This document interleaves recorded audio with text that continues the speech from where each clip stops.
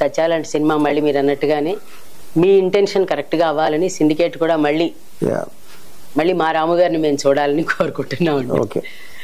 ఇది అది నేను కంక్లూజన్ లో ఒకటే చెప్పదలుచుకున్నాను. నిజంగానే వరం శాపం అనేది నాకు ఎట్లా అయిందంటే, మీరు ఫస్ట్ వరం ఇచ్చారు ఇంటర్వ్యూ ఇస్తానని, మా కెమెరా అతను నన్ను చెప్పించాడు, రాలేదు ఆ రోజున. నిన్న మళ్ళీ మీరు వరం ఇచ్చాడు, ఈ రోజు నాకు అతను శాపం పోగొట్టి వరం ఇచ్చాడు. నేను నమ్ముతున్నాను అలాగా వరము శాపం రెండు ఉంటాయి అనేది. అంటే నేను ఇలా డిస్కస్ చేద్దాం అనుకునేది ఏంటంటే, ఈ వర్డ్స్ ఇటు చుట్టూరా తిరిగి అవి రిఫ్లెక్ట్ అవ్వడం వల్ల ఏమైనా మనలో అది అవుతుందా అనేది ఒకటి నా థింకింగ్. అది కరెక్టో కాదో నాకు తెలియట్లేదు. అది మనం మాట్లాడినవన్నీ ఎక్కడికి పోవు కదా, మాటలు మన చుట్టూరానే సరౌండ్ అవుతూ ఉంటాయి కదా. అంటే ఇప్పుడు మీరు ఎలా ఆలోచిస్తారు, నేను అవును ఎవరు ఆలోచనలు ఉంటాయి. అలాంటప్పుడు ఒక 90% ఆఫ్ ద పీపుల్ మంచి కోరుకుంటారని నేను అనుకోను.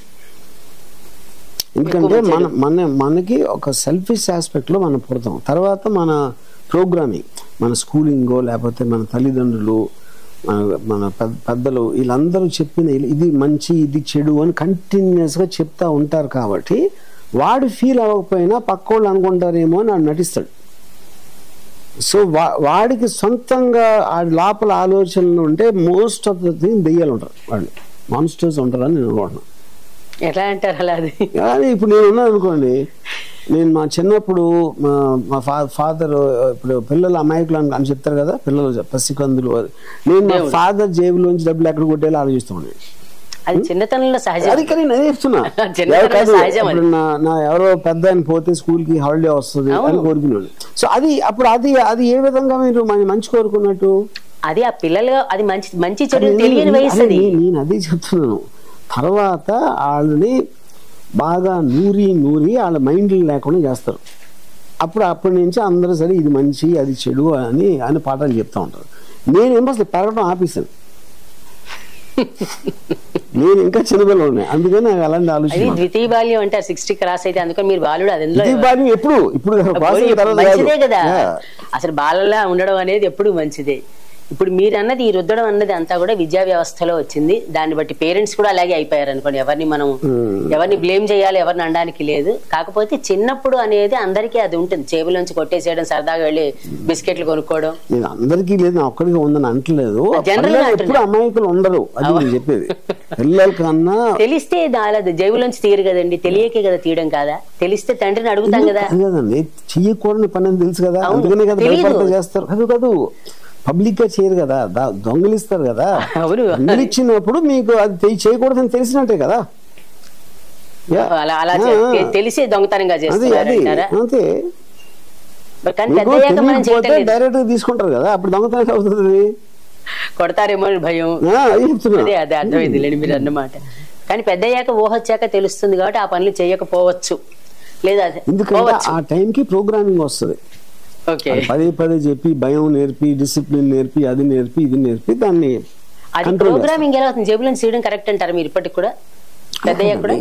ప్రోగ్రామింగ్ అంటే మీకు అర్థం అవ్వకుండా మిమ్మల్ని మీ మైండ్ని మార్చేయటం. అప్పుడు ఎలా మారుస్తున్నారు మీరు? ఇప్పుడు సపోజ్ మీ ఇంట్లో మీ పని పిల్ల ఉందనుకోండి, మీ పని పిల్లకి తన మదర్ ఏమి నేర్పుతుంది? ఎక్కడ గవ్వుకుని డబ్బులు కనుక తీసుకోవద్దు అని చెప్తుందా? ఎందుకు చెప్తుంది? ఒకవేళ ఓకే పట్టుబడితే నేను కొడతారో, లేకపోతే ఏదో సంథింగ్, లేకపోతే అది తప్పని చెప్పొచ్చు, లేకపోతే అలాంటివి చేయకూడదని చెప్పొచ్చు. అప్పుడు నేనున్నాను అనుకోండి ఆ ప్లేస్లో, నేను అసలు పని పిల్లలు ఎందుకు పుట్టిన అడుగుతాను ఫస్ట్. నేనేమో నన్ను వాళ్ళ మీద పడుకోబెట్టి వాళ్ళ కొడుకు మంచం మీద ఉన్నాడు ఎందుకు అని అడుగుతా. అప్పుడు దానికి ఏం ఆన్సర్ చేస్తారు వాళ్ళు? అన్ని విభాగాలు ఉంటేనే కదా పనులు నడిచి. మీరు రామాయణం అని చెప్పినట్టు మా నాన్నమ్మతోటి నేను ఎప్పుడు రామాయణం గురించి మాట్లాడేవాడు. నా మైండ్ మొత్తం మారింది మా నాన్నమ్మ భక్తిని చూసి మారింది. మా నాన్నమ్మ భక్తులు కాకపోతే నేను కూడా భక్తుని అవడానికి ఛాన్స్ ఉండేది యాక్చువల్గా. అది నిజం. మా నాన్నమ్మని ఇరిటేట్ చేయటానికి నేను రంగనాయకమ్మ పుస్తకం చదివి దాంట్లో క్వశ్చన్స్ అడిగాడు మా నాన్నమ్మని. ఆవిడ కోపం వచ్చేసింది. కోపం వస్తుంది కాబట్టి 100% మీ దగ్గర ఆన్సర్ లేదు అని చెప్పా. ఆన్సర్ ఉన్నాడు ఎవరు కోపడరు, ఏదో ఒక సమాధానం చెప్తారు కదా, చెప్పాలి.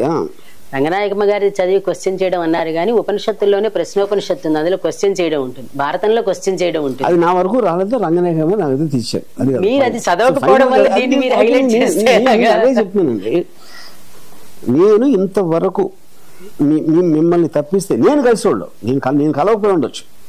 రంగనాయకమ్మని తెలిసిన వాళ్ళు ఉపనిషత్తులు తెలిసిన వాళ్ళ కన్నా వేలల్లో ఎక్కువ మంది ఉంటారు. అది కాదని నేను చెప్పటం లేదు. అంటే మళ్ళీ ఒకటి మాట అంటే నచ్చకపోవచ్చు, చెడు అనేది తొందరగా స్ప్రెడ్ అవుతుంది, మంచి చాలా నెమ్మదిగా వెళ్తుంది. అప్పుడే చెడు మంచిగానే బెటర్ అక్కడే ప్రూవ్ అయిపోయింది కదా. ఎక్కువ మంది హత్యలు చేస్తున్నవాడు గొప్పవాడు. నేను ఒకసారి ఒక చాలా పెద్ద అని అడిగాను. ఇప్పుడు ఆయన భక్తులు. సో నేను ఏమన్నానంటే, సో ఇప్పుడు మీరు వెంకటేశ్వర స్వామి, గణపతి, లేకపోతే ఇలాంటి హిందూ దేవుడు భక్తులు, వరల్డ్ మొత్తం economic might, military might, quality of life, advance technology అంతా అమెరికాలో ఉంది.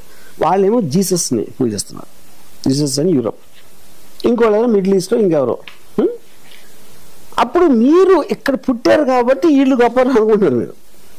వాళ్ళు మీరు ఫిజికల్గా చూస్తే వాళ్ళు గొప్ప అనిపిస్తుంది. ఏది మీరు అంటే మెజర్మెంట్ ఫ్యాక్టర్స్ చూసుకుంటే మనీ, ఇది అది అన్నీ కలిసి.